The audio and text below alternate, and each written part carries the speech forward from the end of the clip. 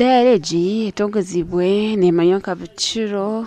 Town Council Dialogue Farmers Association ekatandukwa emyeto bari kutunga magoba g'14 ku nkopo hati nabahika memba 78 kandi n'amagoba gakeyongera obwahati gari ha mutwaro ekibakugira ngo ekigenderwa cyabo kikashikirira ati unit yamba munonga koko bushobirwe ubu ino mwana nada school fees nada kumurka period itakahwiri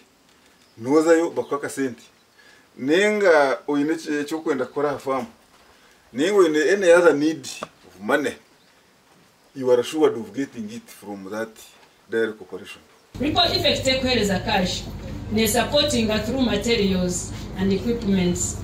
So groups are sitting still nazo tuhezeleza startup kits abantu ijana training materials like if it is a briquette group making nitujana briquette machines na all the materials required for making briquettes. Emnyetweji erukwerwa ishitongore chempa bozi ekitara kya government ekya Ripple Effect barukorabira mu project yabe ya Youth Inclusive Dialogue Market System babasize kubatera hebyoma ebirumuzakura generator kandi abaganyirwa mu dialogy na mnonga barisa basima bwo kwija kwayo itwenkishomero nsimo munonga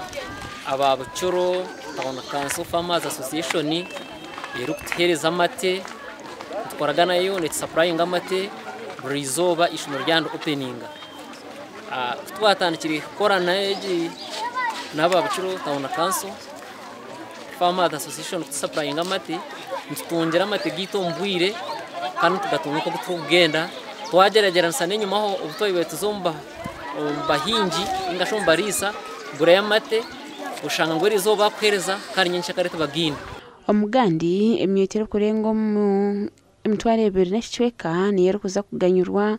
omuntu ekateka yo kushomesa hamwe no kuyamba abana babishye nabojo okuguza amate hamwe no kurisa etandikirwaho ikigombe cya Ripple Effect okorabe mu Ankole Private Sector Promotional Center bushenyi itwenka Ripple Effect ekwatanise na Aprosel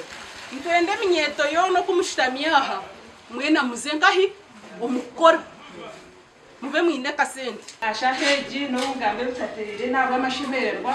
ayabwe bitemba yateretera kandi nisima sister ase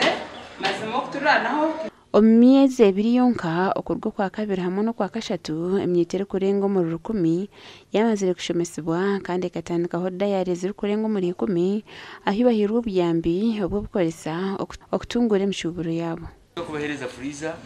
pam ya litazi ine litazi kuza muri litazi 5 na vingai na 10 ahora cya person wani yagamba ngumkabe numuguzamba temingi konke kizibuniki mukozese bijire cibyabayamba ahe babashanga hati ninga ito abashangire buri kubarondo mu makaganyi mwine kweyonja ye makazankahi aharurengo rundi so ebe bintu mwena mbino huki obushoborozi so mwara achema nabikozesa kubi mwino bugabe kumugira ngo ebe bintu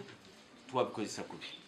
ebintu ebigabirwe harimo kandi z'amati 50 fridge 10 thermometer 10 lactometer 10 ebukopi 10 ithani 10 n'ebindi binji byone bayirwa miliyoni 20 gashakwa na Good Fatima na Abraham Muganza.